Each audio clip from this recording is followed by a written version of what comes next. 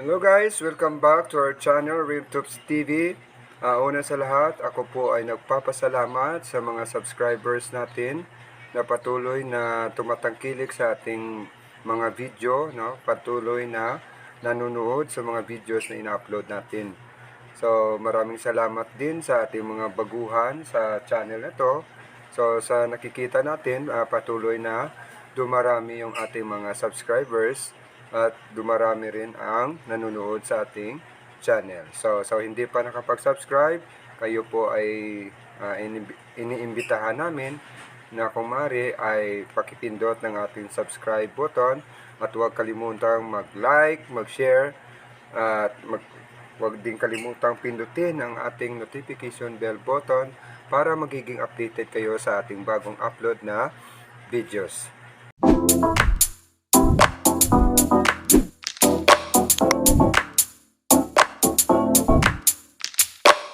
Okay, so sa ngayon guys, ang pag-aralan natin ay rounding of numbers.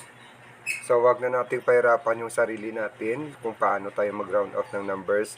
Basta ang tandaan na natin, kung ang number ay 0, 1, 2, 3, 4, ito ay round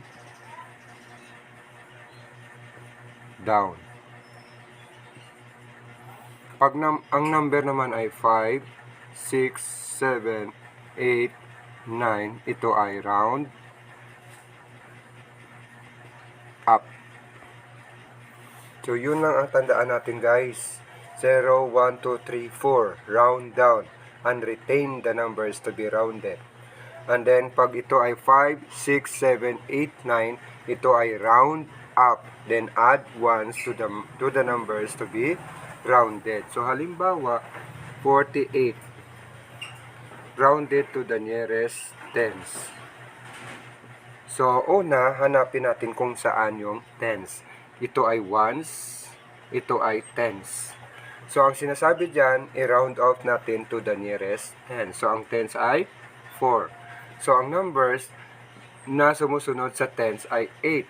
So, ito ay round up. Then, add 1s to the numbers to be rounded. So, ito ay magiging 5 dahil magdagdag tayo ng 1. Then, magiging 0. So, ito ay 50. Next, 129.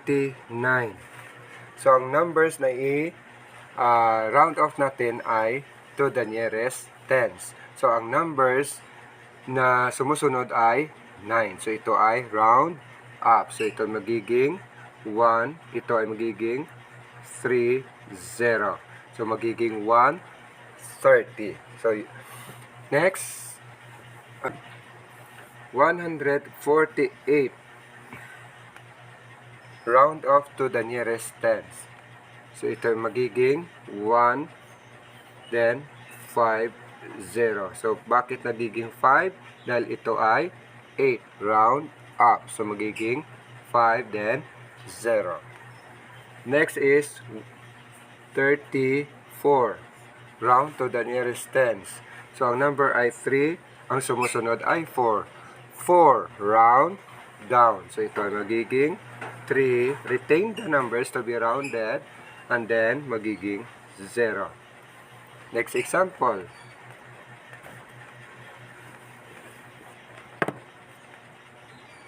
32. So, i-round off natin. Ito ay magiging 30. Dahil ito ay 2 less than 5. So, magiging ito ay round down. So, ito ay magiging 3 and then 0. So, next is round these numbers to the nearest hundreds. So, 436. I-round off daw natin sa nearest hundreds. So, ang number na nasa hundreds ay 4. Sinusunda ng 3. So, ito ay magiging 4. Retain the numbers to be rounded dahil ito ay 3. So, magiging 4, 0, 0. Okay, next is 1,436. Round to the nearest hundreds. Hundreds to Round to the nearest hundred. So ito ay 4. So 1, then 4, 0, 0.